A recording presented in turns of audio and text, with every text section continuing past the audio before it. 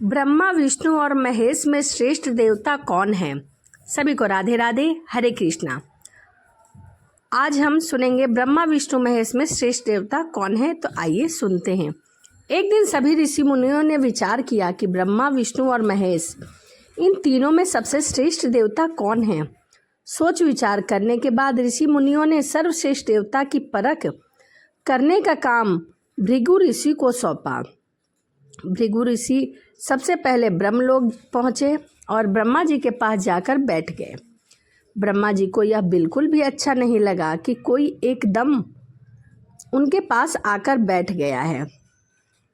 भृगु ऋषि पर उन्हें गुस्सा आया, लेकिन वह कुछ बोले नहीं। भृगु ऋषि ब्रह्मा जी के हाव भाव देखकर समझ गए कि इन्हें मेरा इस तरह बैठना अच्छा नहीं लगा। ब्रह्मलोक के बाद भृगु ऋषि शिवलोक पहुँचे। वहाँ जैसे ही शिव जी ने भृगु ऋषि को देखा तो वह खुद उठकर उनके पास पहुँचे और उन्हें गले लगाने की कोशिश की, लेकिन ऋषि ने ऐसा करने से मना कर दिया और पीछे हट गए। भृगु ऋषि शिव जी से बोले कि आपने चिता की भस्म लगा रखी है, मैं उसे स्पर्श नहीं कर सकता। यह सुनते ही शिव जी को गुस्सा आ गया। उन्होंने त्रिशूल उठा ली और उस समय देवी पार्वती ने शिव जी को शांत किया। भृगु ऋषि समझ गए कि यहाँ तो ब्रह्मा जी से भी ज़्यादा आक्रामक प्रतिक्रिया है। इसके बाद वह विष्णु लोक पहुँचे। भृगु ऋषि विष्णु लोक पहुँचे तो उस समय वहाँ विष्णु जी विश्राम कर रहे थे।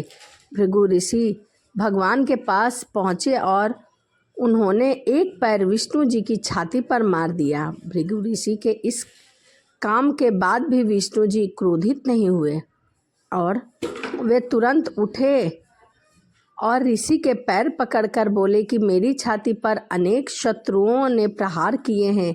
सभी के प्रहारों को सह सहकर मेरी छाती बहुत कठोर हो गई है। आपके पैर तो कोमल है, इस वजह से आपको कहीं चोट तो नहीं लगी। इस घटना के बाद भृगु ऋषि सभी ऋषियों के पास लौट गए और सभी से कहा कि मेरी नज़र में सबसे श्रेष्ठ विष्णु जी हैं और इसीलिए पालन का काम वे कर रहे हैं। इस प्रसंग में विष्णु जी ने संदेश दिया है कि हमें किसी भी स्थिति में धैर्य नहीं छोड़ना चाहिए। तो यह ब्रह्मा, विष्णु, महेश में श्रेष्ठ कौन है, उसकी कहानी थी। वीडियो आपको कैसी लगी कमेंट ज़रूर करिएगा। तो चलिए मिलते हैं अगली वीडियो में। राधे राधे।